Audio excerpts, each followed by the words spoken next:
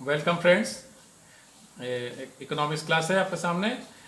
तो हम लोग पॉवर्टी के बारे में स्टडी कर रहे थे, तो आज कुछ और चीज़ें पढ़ते हैं इसके बारे में। जो गरीब होती है, क्या खासियत होती है, क्या विशेषता कुछ होती है उसमें, उनके बारे में हम लोग स्टडी करेंगे। तो ये है आपके सामने क्लास नंबर 2। इसमें हम लोग पढ़ेंगे general characteristics of the poor. तो जो गरीब लोग जो होते हैं, क्या उसमें खासियत होती है इसमें, वो उन चीज़ों को हम लोग स्टडी करेंगे।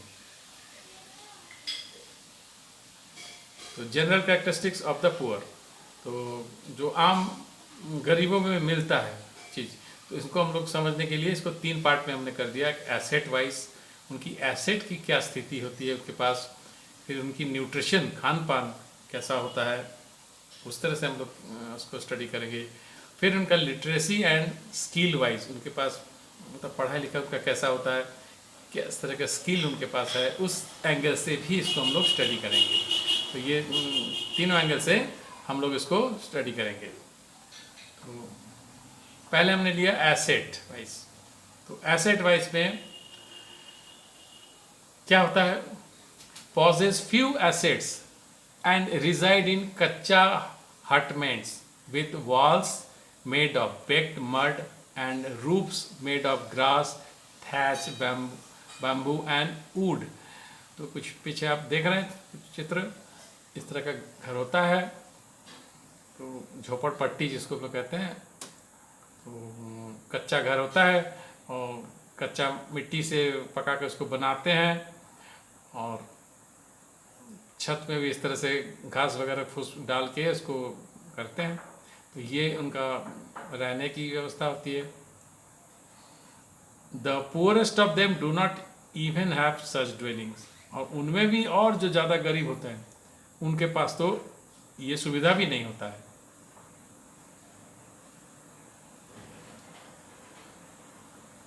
फिर और क्या होता है एसेट में, in rural areas many of them are landless. गांव में तो ज़्यादातर लोगों के पास ज़मीन ही नहीं होता है। Even if some of them possess land, it is only dry और वेस्ट लैंड। तो मोस्टली तो लोगों के पास कोई ज़मीन होता ही नहीं, और किसी के पास होगा भी तो बंजर ज़मीन है जिसमें कुछ होने वाला नहीं है। थोड़ा बहुत वो भी अगर होता है तो उससे कुछ काम तो आता नहीं उनको, या फिर होता ही नहीं कुछ। तो ये स्थिति होती है उनकी एसेट की। आगे देखते हैं उनकी खान पान क्या है, उनका सोर्स ऑफ न्यूट्रिशन कुछ मिलता है या नहीं। तो many do not get even 2 meals a day, मतलब 2 वक्त का खाना ज़्यादातर को नसीब नहीं होता है। Starvation and hunger are the key features of the poorest household. तो भूख और भूखमरी ये एक आम बात है उनके लिए। भरपेट खाना मिलना बहुत मुश्किल की बात होती है, कि 2 टाइम कुछ मिल जाए बहुत मुश्किल है। तो ये एक आम बात है कि आपने पहले भी पढ़ा है कि इनको क्रॉनिक हंगर होता है, कि भूख मिटती ही नहीं कभी, हमेशा वो भूखा रहता है, क्योंकि पेट भर खाना मिलता ही नहीं कभी। तो कभी भी उनका भूख नहीं मिटने से हमेशा उनको भूखे की स्थिति ही रहता है। इसको क्रॉनिक हंगर कहते हैं, कि हमेशा भूखे रहते हैं। तो नेचुरली है, तो उससे आप समझ सकते हैं कि उनका स्वास्थ्य कैसा होगा। तो कुछ जब कुछ मिलता ही नहीं, कुछ जो भी मिल जाता किस तरह से वो गुजारा करते हैं अपना।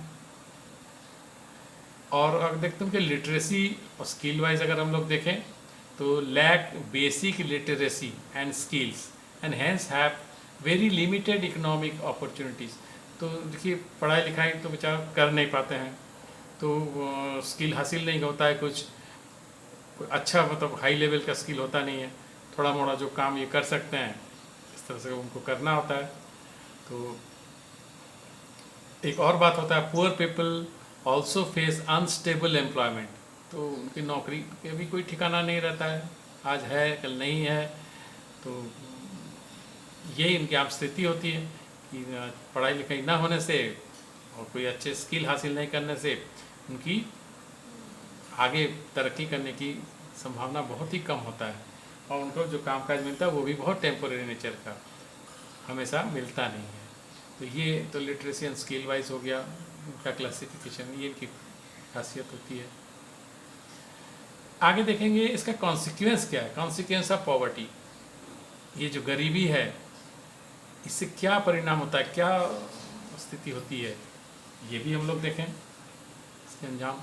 तो इसको हमने कई चीज़ देख लिया कि गरीबी से क्या मिलता है कॉन्सिक्वेंस। एक तो माल न्यूट्रिशन, इनको समझेंगे, chronic indebtedness, vulnerable to exploitation, lack of basic amenities, gender discrimination and poor mother child care. तो ये सब चीज़ें हैं, इनको एक एक करके हम लोग समझ लेते हैं क्या है।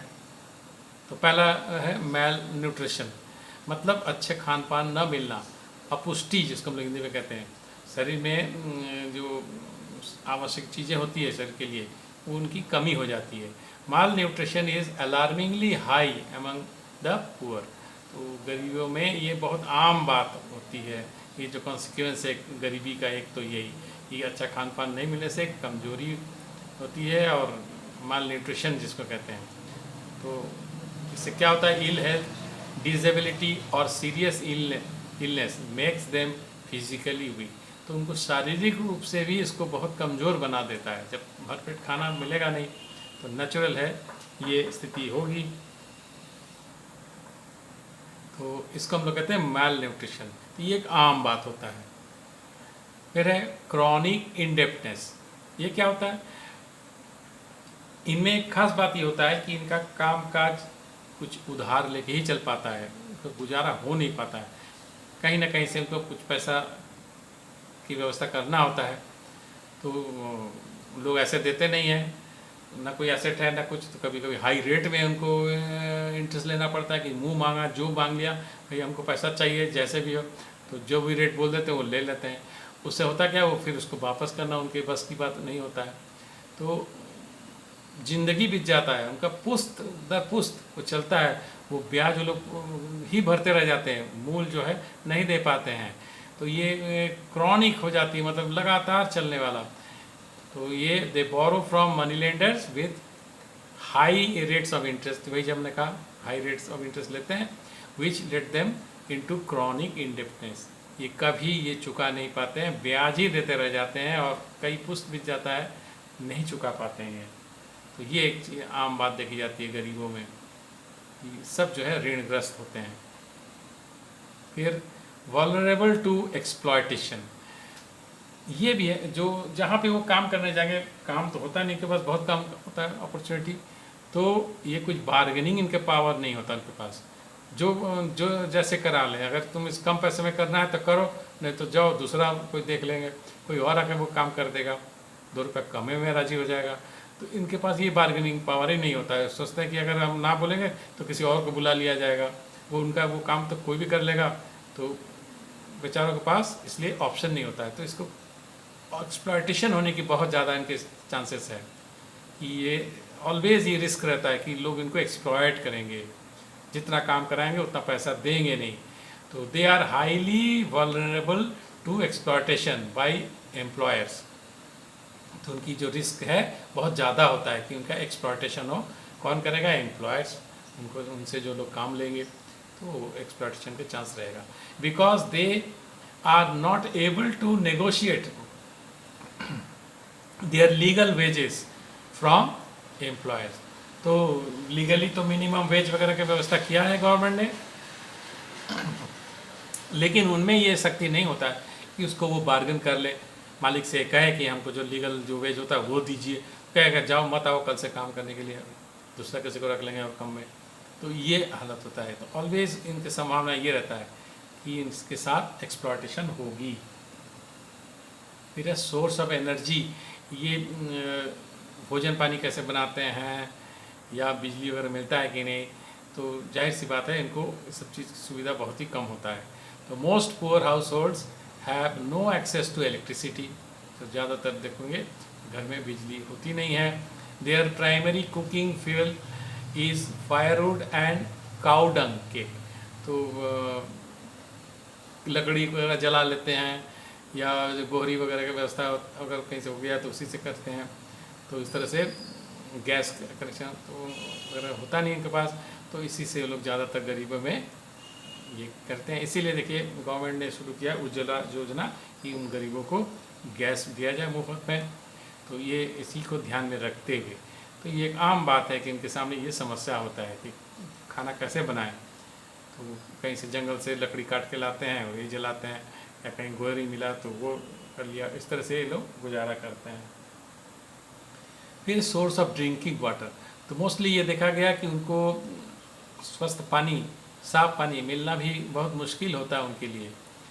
तो a large section of poor people do not even have access to safe drinking water. मीलों चलना पड़ता है, देखिए जैसे दिख रहा है घड़ा लेके जा रहे हैं, पता चला 3 मील 5 मील दूर जाके कहीं थोड़ा बहुत एक घड़ा पानी मिलेगा, तो आधा दिन तो बेचारों का इसी में गुजर जाता है कि थोड़ा सा पानी मिल जाए। तो ऐसे तो बेसिक चीज़ों की बड़ी अभाव होती है।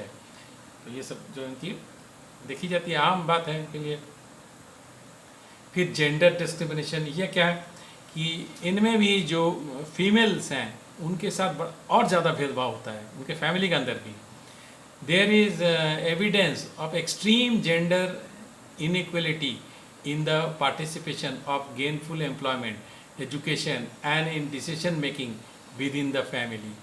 तो इसके बारे में भी आप लोग क्लास 10 में पढ़े हैं कि उनको कम पैसा दिया जाता है, और फीमेल वर्कर जो है अगर एक ही काम वो कर रहे हैं तो मेल वर्कर को उनसे ज़्यादा मिलेगा, वही काम वो कर रहे हैं लेकिन उनको कम पैसा दिया जाएगा। जैसे यहाँ देखिए चित्र पर दिख रहा है, कुछ फीमेल्स भी आपको देख रहे हैं, पता चलेगा कि इनको और कम पैसा दे रहे हैं, ऐसे ही इनको कम पैसा देंगे, उससे भी कम इनको दे देंगे, करना पड़ता है, ये भेदभाव होता है। फिर जो है घर में लड़कों को मान लीजिए किस तरह से भेजा गया स्कूल में, तो गर्ल चाइल्ड है उनको नहीं भेजा जाता है। और आगे आप 10th में याद करिए, आपने पढ़ा था कि थोड़ा दूध का व्यवस्था हुआ तो उनके जो थे कहानी दिया गया था, उनका जो छोटा बच्चा था लड़का, उसके लिए रखा गया, तो लड़कियों को मिलता ही नहीं था में। इस तरह से घर के अंदर भी भेदभाव होता है और बाहर से जो भेदभाव होता है, तो ये काफ़ी हद तक ज़्यादा ये होता है जेंडर डिस्क्रिमिनेशन। ठीक है, इसको फिर से पढ़ देना। There is evidence of extreme gender inequality in the participation of gainful employment, education and decision making within the family. तो घर में भी कोई उनका सुनने वाला नहीं होता है, तो ये डिस्क्रिमिनेशन काफ़ी हाई होता है। फिर पुअर मदर चाइल्ड केयर, ये भी देखा गया कि बहुत ही कम केयर इनको मिलता है। छोटे जो बच्चे होते हैं और जो मदर्स हैं उनको बहुत कम केयर लिया जाता है।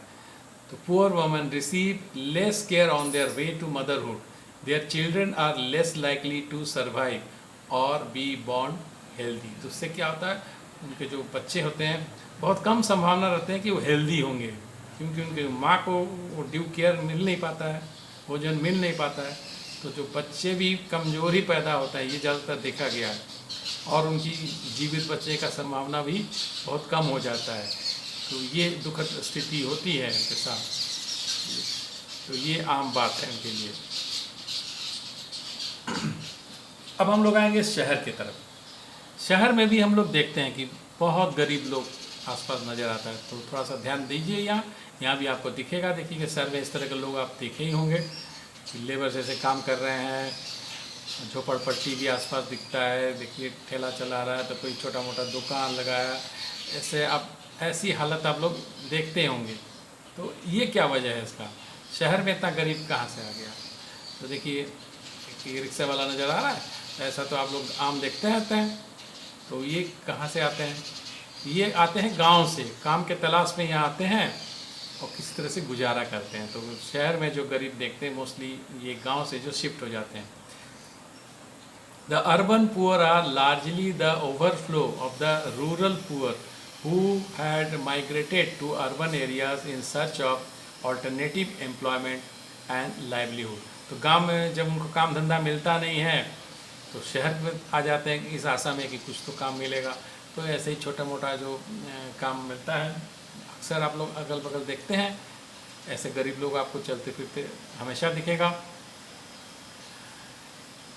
Laborers do a variety of casual jobs and the self-employed sell a variety of things on roadsides and are engaged in various activities. तो आपने देखा होगा छोटा मोटा काम, कोई ठेला चला रहा है तो कोई कुछ ऐसा कर रहा है, इस तरह का दृश्य आप लोग देखे होंगे। तो पूछेंगे तो पता चलेगा वो गांव से ही आए हैं, तो और कुछ काम मिलता नहीं तो छोटा मोटा कुछ करके गुजारा करते हैं, या लेबर का काम करते हैं, या इस तरह से कुछ बेचते हैं ठेला लगा के। तो ये आम लोग हैं जिनको हम लोग देखते रहते हैं। तो इन्हीं के बारे में ये चैप्टर है। इनको क्या परेशानी है, जब गवर्नमेंट इसको समझेगी तो ही उनकी गरीबी को दूर किया जाएगा। इसके लिए तो समझना बहुत ज़रूरी है इनके प्रॉब्लम्स को, इसीलिए ये चैप्टर है। आशा है आपको ये समझ में आ रहा होगा। ये जो है आपको जो भी हमने समझाया एनसीईआरटी के इन चैप्टर्स में है, अब उसको आप पढ़िएगा। देखिए हमने अंडरलाइन भी कर दिया, ये पेज नंबर 61 है। इनको आप देखिए, आप भी इसको अंडरलाइन कर लीजिए। इस पेज में आपको ये सब चीज़ें मिलेंगे, तो इसको मैं दोहराएंगे नहीं, आप देख लीजिए कि वही सब चीज़ें देखिए जो भी हमने आपको बताया, ये सब यहाँ पे आपको मिलेगा। और नेक्स्ट पेज भी, पेज नंबर 62 में देखिए, वहाँ भी ये सब चीज़ें हैं। इसको भी हमने अंडरलाइन कर दिया, आप भी इसको देख के अंडरलाइन कर सकते हैं, इसको नोट्स बना सकते हैं। समझने के लिए वीडियो को दोबारा देख सकते हैं और उससे नोट्स भी बना लीजिए। यही आपसे कहना है। तो इसके साथ हम समाप्त करेंगे। आशा है कि आपको समझ में आ गया। तो जो नोट्स ज़रूर बना लीजिए अच्छे से, और इन पेजेस को एनसीईआरटी का भी आप लोग पढ़िए, क्योंकि चांसेस रहता है कि एनसीईआरटी की बुक से ही आपको ज़्यादा मदद मिलेगा सीबीएसई के एग्ज़ाम में। एक एक लाइन आपको एक्चुअली पढ़ना है, कुछ लाइन तो हमने हाईलाइट कर दिया, लेकिन सारा चीज़ आपको पढ़ना है अच्छा, अगर इसको करना है। ठीक है, इसी के साथ हम विदा लेते हैं। Thank you.